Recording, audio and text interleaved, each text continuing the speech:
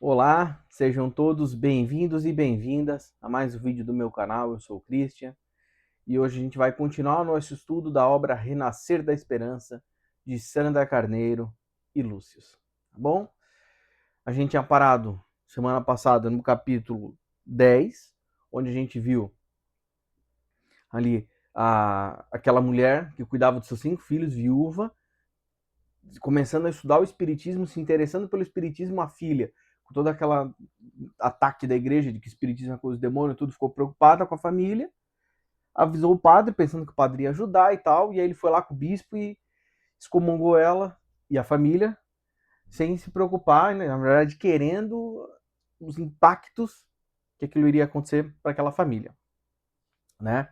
Agora a gente vai continuar do capítulo 11 para frente, a gente vai ver eles saem da casa da mulher ali, né? E eles vão para a igreja ter uma reunião entre eles. E aí a gente vai ver o que eles vão conversar sobre nessa reunião e aí vamos seguir o estudo do livro, tá bom? Os recadinhos rápidos para a gente já deixar isso resolvido e aí a gente focar depois no estudo. Então, gente, se você puder, curta, compartilha, se inscreve no canal. Dessa maneira o YouTube entende que o vídeo é relevante, espalha para mais pessoas e o canal cresce, tá bom? Se você quiser, pesquisa no meu canal playlists, tem a playlist organizada por autor, tá bom? Então você entra lá em playlists, aí tá organizado todos os livros, Tomar Barbosa, Sandra Carneiro, Nova Orlã e tantos outros que vou lançando ali, tá?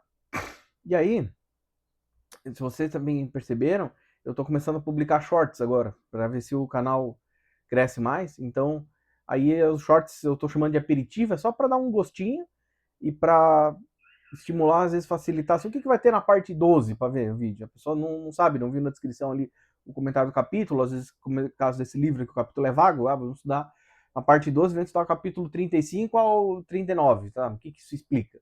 Aí no aperitivo ali, aí eu vou fazendo tanto vai ver que tem um aperitivo para cada vídeo a partir de agora, vou fazer isso não sei quanto tempo, para justamente ter isso daí. O que faz falar na parte 13? Aí tu vai lá no aperitivo e tal, na parte 13 nós vamos ver tal tema. Pronto.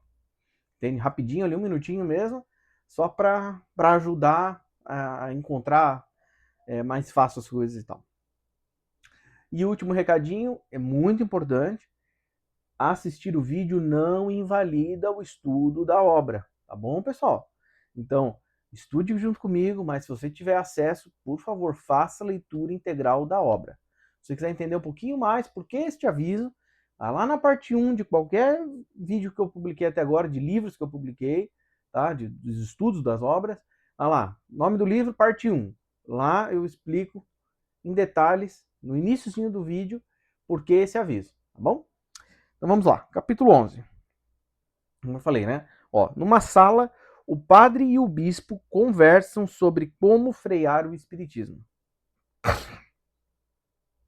O bispo diz que já leu os livros e eles são um perigo tal a tamanha lucidez e clareza filosófica.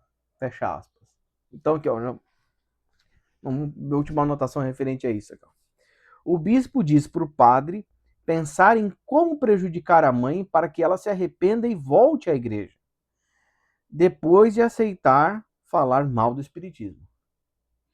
Então vamos parar aqui para a gente refletir isso daqui. Então eles vão para a igreja, então eles estão lá e você pensa, pô, que eles sabem o que eles estão fazendo, né?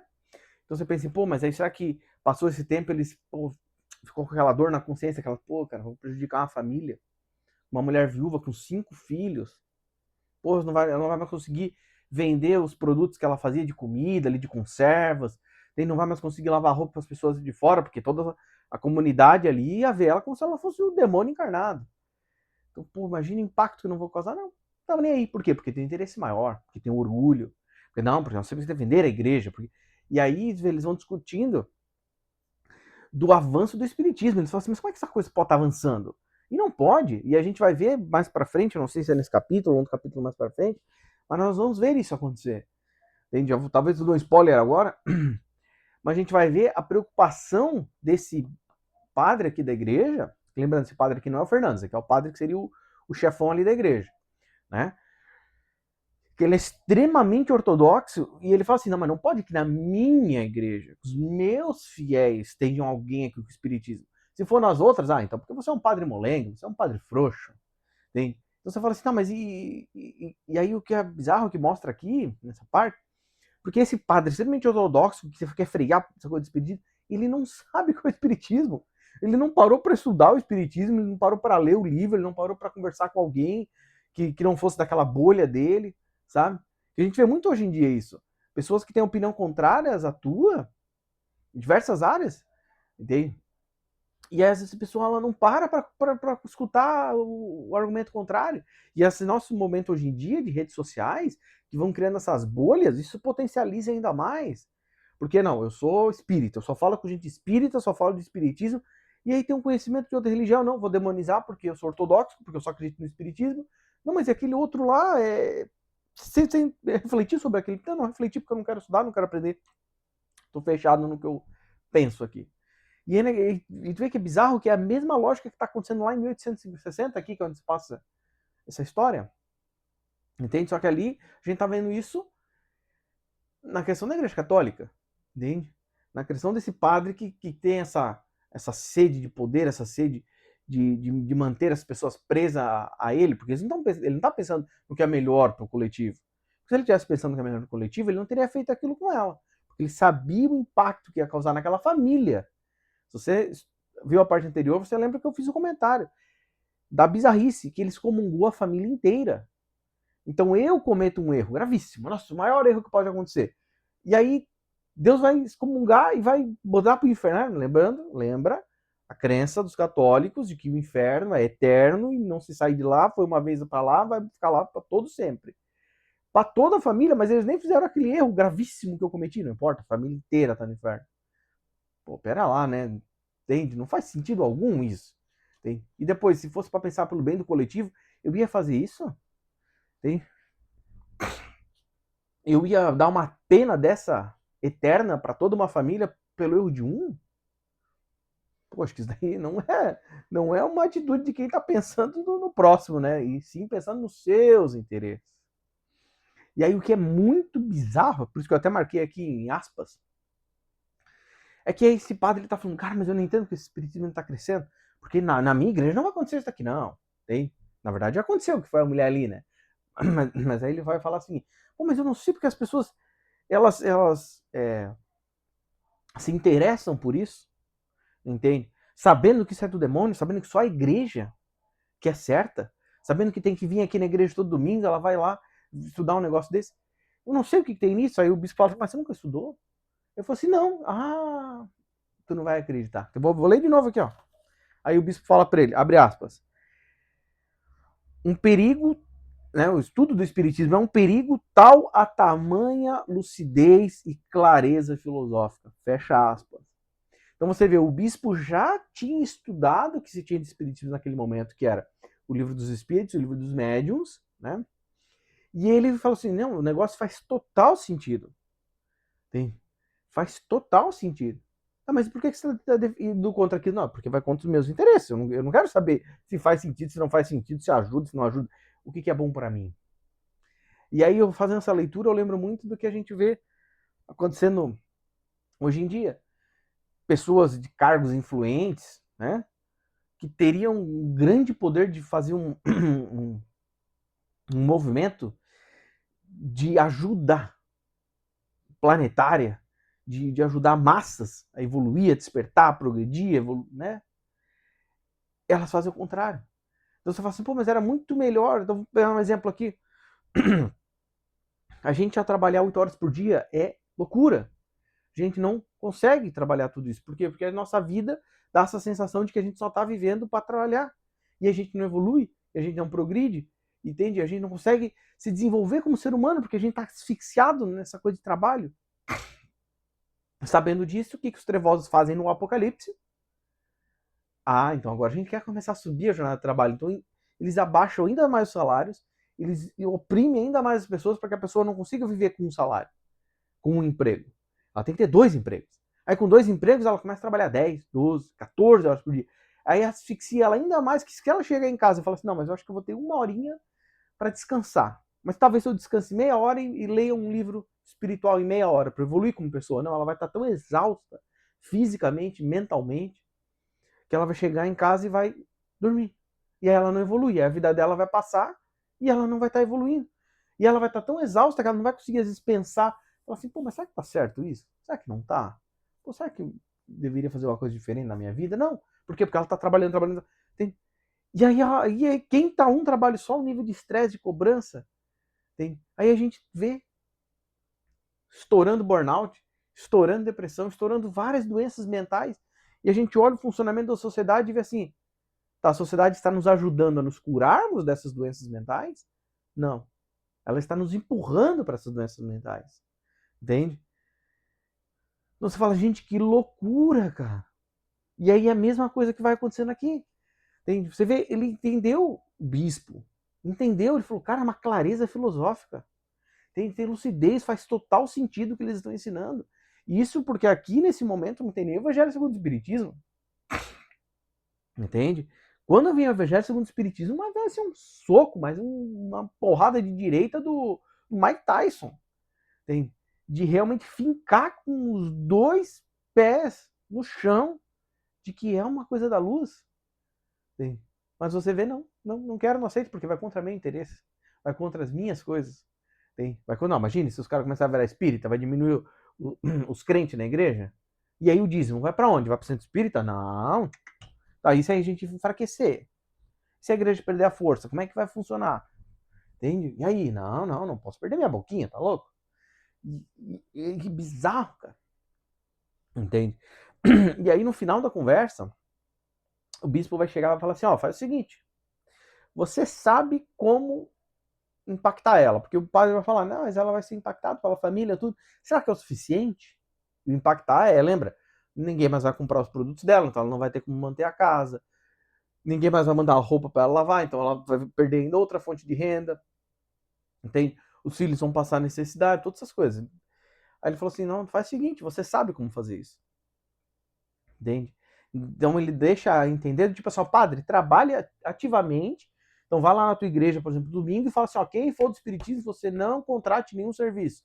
Faça isso para quê? Para ensinar todo mundo para que eles façam essa atitude. Porque vai que uma pessoa que comprava lá, um restaurante que comprava as compotas dela, o cara fala assim, não, vou continuar comprando, tá tudo certo. Ah, e não deu o intuito, né? Então eles querem realmente prejudicar. E aí, o nível de maldade da gente ver realmente com que valores a pessoa vive, não importa o que ela está falando. Porque às vezes ela pode falar uma palavra bonitinha, mas o que ela está fazendo? O bispo vai virar para ele no final e vai dizer assim, ó. E aí ela vai passar muita dificuldade, ela não vai aguentar. Aí quando ela não aguentar, você se mostra como um grande pastor que vai arrebanhar sua ovelha de volta. Só que é o seguinte, você diz para ela que você só vai recomungá-la, desencomungar ela no momento que ela começar a falar mal do espiritismo. Aí o padre vai dizer, não, mas se eu excomunguei ela, eu posso descomungar ela? Ele falou assim, poder tu não pode, mas a gente finge que tá tudo certo.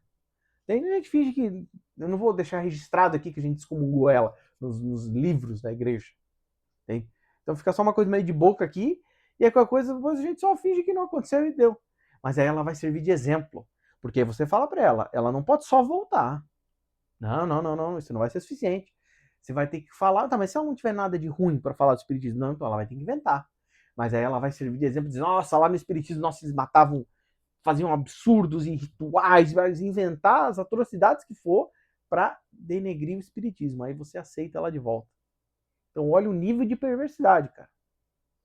Entende?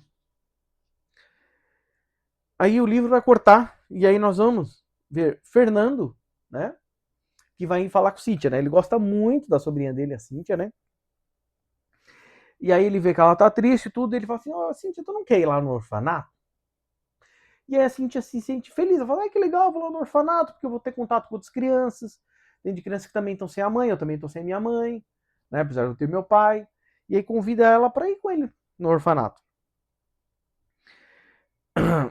E na volta, Fernando, né, vai conversar com o padre, que é o chefe da igreja, né, o padre, excomungou a mulher, tem.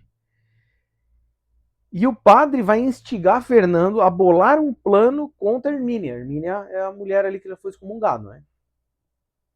E aí ele vai dizer, mas eu não sei o que fazer. Que plano que eu vou armar contra ela que vai prejudicar? Aí olha, o padre fala assim, mas para ajudar a sua família você foi bem criativo e foi bem rápido também. Né?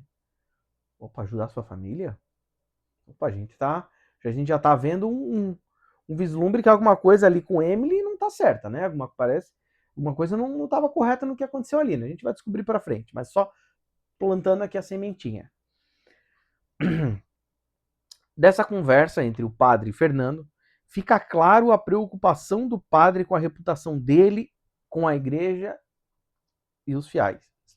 Então não é a reputação dele, a preocupação com a igreja e com os fiéis, no sentido, estou preocupado com a igreja, estou preocupado com os fiéis. Não. Eu marquei que do jeito que ficou meio estranho.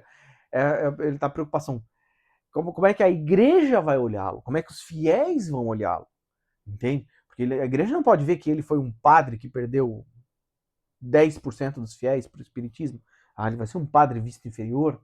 E como é que ele vai ter o seu sonho de aspiração a ser bispo, arcebispo, um papa, sei lá. Entende? Como é que os fiéis vão ver? Vão dizer, esse padre é frouxo.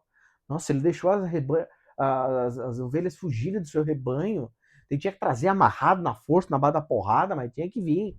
Tá, mas e o livre-arbítrio não tem livre-arbítrio, é isso daí. Puxa, né? E aí a gente finaliza assim o capítulo 12, né? Capítulo 11, perdão. Vamos começar o 12. Emily está melhorando, né? Então agora já começa a ficar lúcida e ela vai e conversa com Lucrécia, entende? Ela fica em pânico, com medo de ter de voltar ao sanatório, entende? Ela sai correndo para o mar para se matar.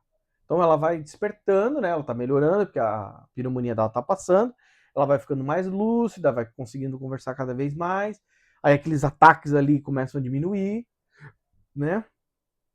E ela começa a conseguir ter conversas maiores, né? E aí ela vai conversando com o Lucrécio, cara, você tá melhorando, tudo. Aí vê a tua família, só que nesse momento o Lucrécio não sabe o que é, né? Não sabe, aí a gente pode entrar em contato com a tua família para você, né, ser resgatada e tudo. Aí ela entra em pânico, ela fala assim, não, mas eu não vou voltar pro sanatório. E ela fica enlouquecida, entende? E ela sai correndo da casa pro mar. Buscando o quê? Buscando suicídio novamente. Entende? Vai. O máximo que ela vai no mar. Lucrécia corre atrás dela. Entende? E consegue resgatá-la. Consegue trazer ela para cá. E aí Jairo que tá vendo aquilo tudo, porque o Jairo não entende. Quando o Jairo vai perceber o que tá acontecendo, meu Deus, a mulher saiu correndo. Lucrécia saiu correndo atrás dela, foram para alto mar. A mulher começou a se afogar, a Lucrécia foi lá nadando, pum, resgatou a mulher, puxou, trouxe para cá. Fez manobras, falou assim, ó, esquenta tal água, faz não sei o quê, virou ela de lado, fez manobras ali de boca a boca, tudo para desafogar ela. E Jairo olhando aquilo ali, falou assim, meu Deus, como que a minha esposa fez isso? Como que minha esposa salvou alguém, entende? Dessa forma, né? Porque Lucrécia não sabia nadar. Aí ele falou assim, meu Deus, mas como assim, cara? Foi lá, nadou lá, daquela profundidade do mar, trazendo alguém ainda. E aí Jairo percebe, falou assim, opa, estou percebendo que Lucrécia estava canalizada com alguém. Ela está tendo ajuda de Deus, ajuda do alto. Entende? Porque sozinha ela não ia ter conseguido fazer aquilo, ela não ia saber aquilo. E aí ele pergunta para ela, né? Ó, ele pergunta para ela, mas como é que você estava fazendo aquilo? Como é que você sabe daquilo?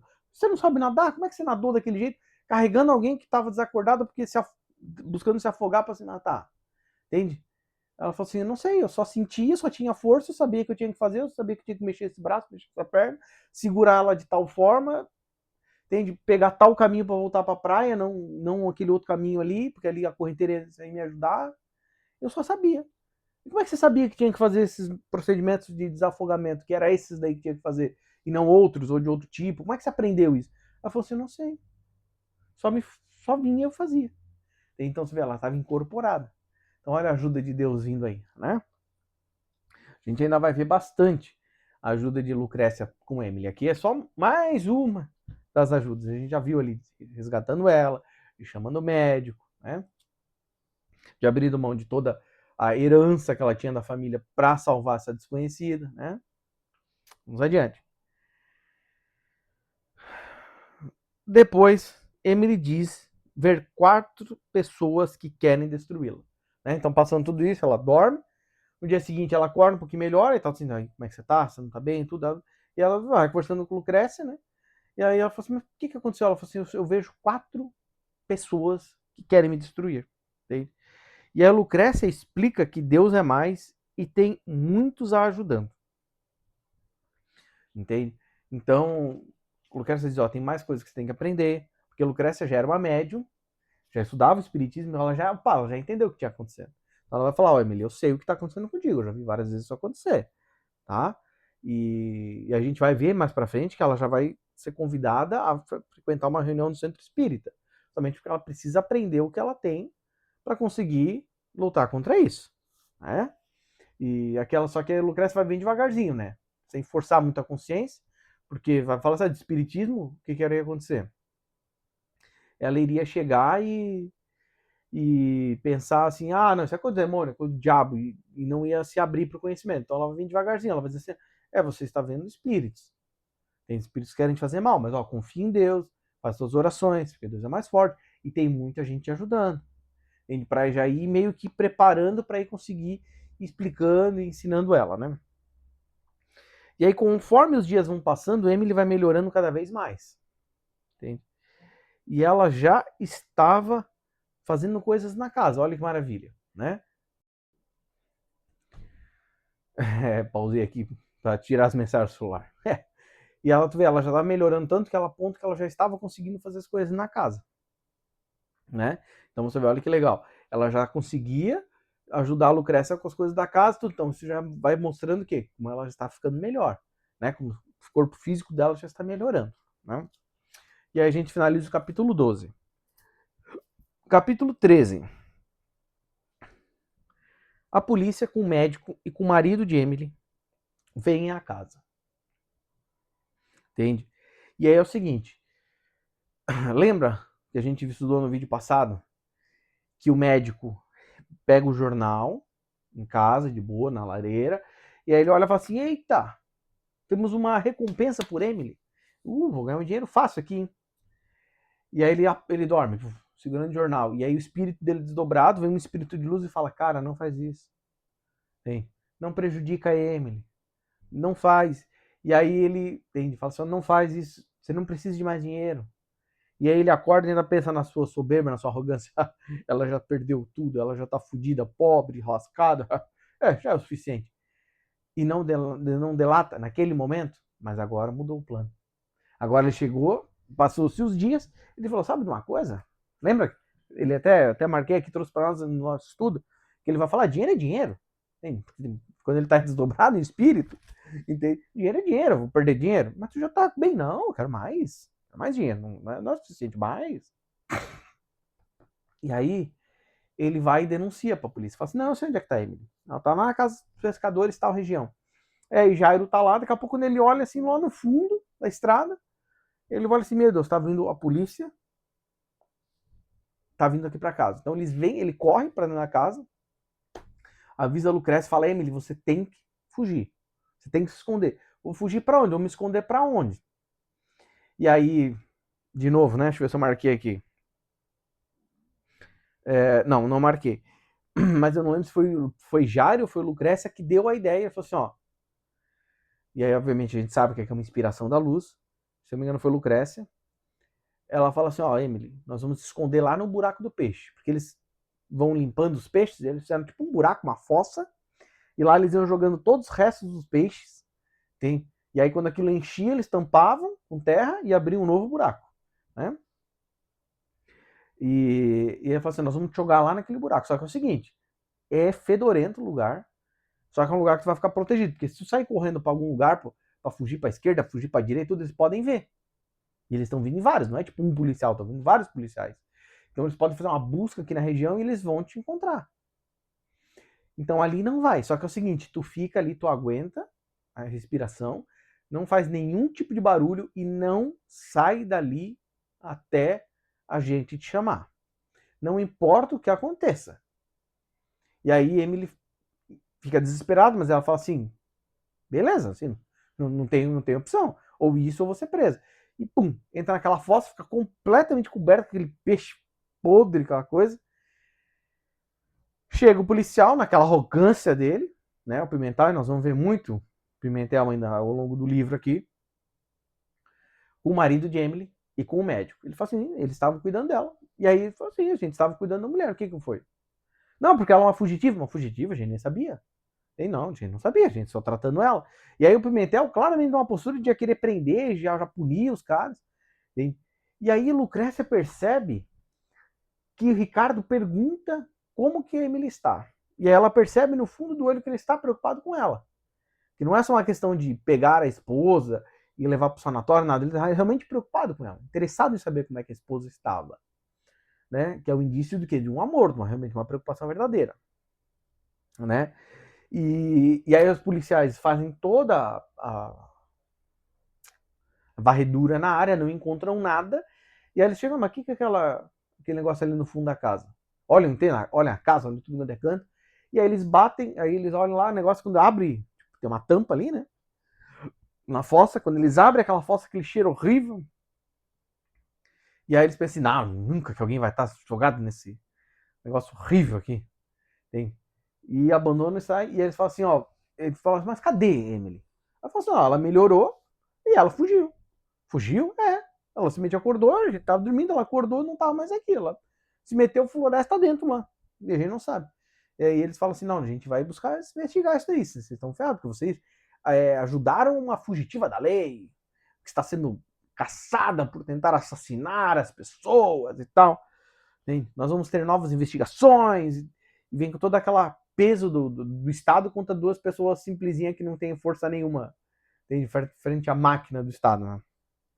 E que lembrando que toda aquele postura de Pimentel não é uma postura assim, nossa, realmente vamos pegar um bandido. Não, é porque mexeu com famílias poderosas, que ele tem interesses para ele também de ajudar, como por exemplo a bonificação, né? Porque o Ricardo ganhou uma, o médico ganhou por dar informações. Agora, e quem conseguisse realmente pegar Emily? Ah, ganharia uma bonificação muito maior. Então você vê, não tem a preocupação de realmente com o que está acontecendo, mas a preocupação é do meu ganho. Eu quero ganhar esse dinheiro. Tem?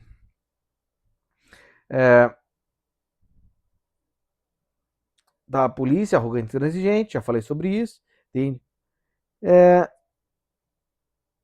tem, e aí ela, isso, eu esqueci de comentar só isso aqui, ó. E aí Lucrécia vai dizer assim, ó, mas eu não conseguia, a polícia fala, mas por que você não avisou a polícia quando o médico disse para você que ela era uma fugitiva? Ela falou assim, mas como é que eu ia avisar a polícia? Quando ele me comentou, ela melhorou, eu ia até avisar ela, porque eu estava ajudando uma pessoa que estava precisando de ajuda, como eu já ajudei várias pessoas. E aí ela fugiu, como é que eu ia avisar a polícia? Né? Nem deu tempo. E aí eles vão embora. E deixam eles livres lá. Esse é o final do capítulo 13. 28 minutos, vamos ver se o capítulo 14 é muito grande. Não, o capítulo 14 é menorzinho, vamos estudar até o 14. Capítulo 14. Ricardo não quer que sua filha conviva com crianças daquela condição social. A avó incentiva ela a ir. Entende? Então o Fernando vai falar, né? Falou com Cíntia para ir pro orfanato, Cíntia gostou, falou, pô, legal. Aí ele vai falar com o pai, né? Que é o Ricardo. Fala, Ricardo fala assim, não, e a minha filha, que tá tendo educação, já está aprendendo francês, está aprendendo música, vai com o orfanato, com aquelas crianças daquele nível social, com aqueles pobres, com aquela classe, com aquela gentinha. Tem a gente já vê a arrogância aí, ó. Ó a soberba aí. Tem. Mas Isabel tá junto e Isabel pensa, pô, legal, bacana, a gente vai entender mais para frente por que Isabel concordou com isso. Tem. Mas nesse ponto aqui da história, a gente sabe que Isabel incentivou isso a acontecer.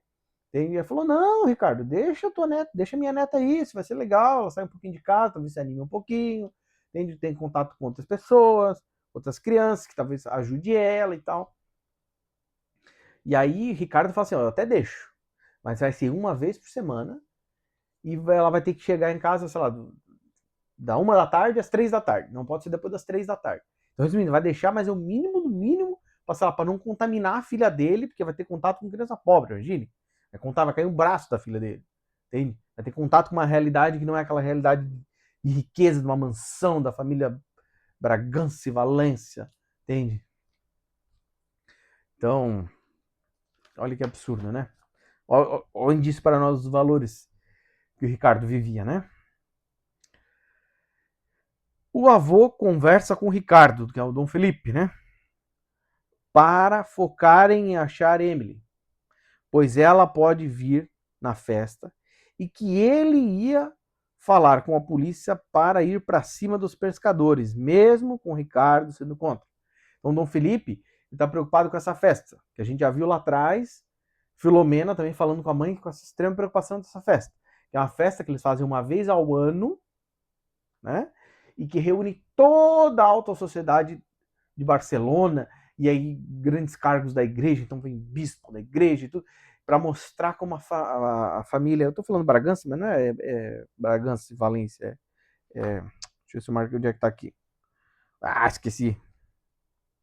Não estou achando aqui, mas acho que não é Bragança e Valência, o nome da família lá de Rico, acho que não importa.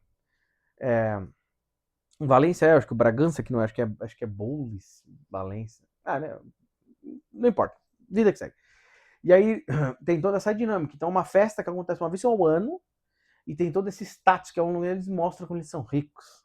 Então, tem toda uma preparação dessa festa. E a festa tem que ser impecável, não pode ter um fiozinho fora do lugar, que, meu Deus do céu, né? E aí, Dom Felipe está preocupado, porque ele fala assim, cara, se ela fugiu de lá da Ilha dos Pescadores, ela vai querer voltar para casa. E se ela voltar para casa bem no dia da festa? Já pensou que vergonha que é para nossa família se essa maluca degenerada aparecer bem no dia da festa? Imagina o escândalo que não vai ser. Só assim, meu Deus do céu. E a preocupação com ela? Foda-se. Se ela fugir e quiser ir para outro lugar. Mas ela vai estar bem? Não tô nem aí. Mas ela é tua nora? É mãe da Cíntia? Não tô nem aí. Eu quero que a festa seja impecável, que não macule esse evento tão importante para a família. Alô, mais uma vez, olha os valores que as pessoas, nesse caso Dom Felipe, né, Isabel, que é a esposa dele, estão vibrando, né?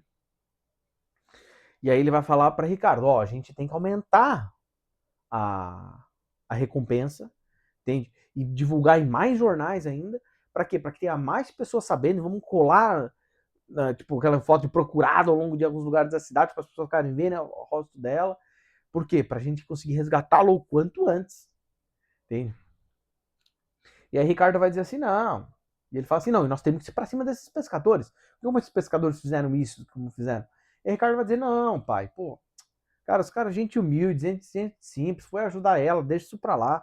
Ele fala assim, não, eu vou usar o meu poder para ir para cima deles, eles têm que ser punidos, porque essa mulher tentou te matar e ela vai ficar assim impune porque eles ajudaram ela. Eles têm que ser punidos também. Então você vê, querendo a vingança a qualquer custo, né? E aí a gente finaliza o capítulo 14. Já deu meia hora de vídeo, tá bom? Então, semana que vem não, esse vídeo é na segunda-feira. Quarta-feira a gente continua vendo o que vai acontecer com essa história, né? Olhando aqui, beleza. Eu acho que já na parte seguinte a gente já vai ter boas notícias vindo para nós. E é isso daí, gente. Fiquem todos com Deus e até a próxima.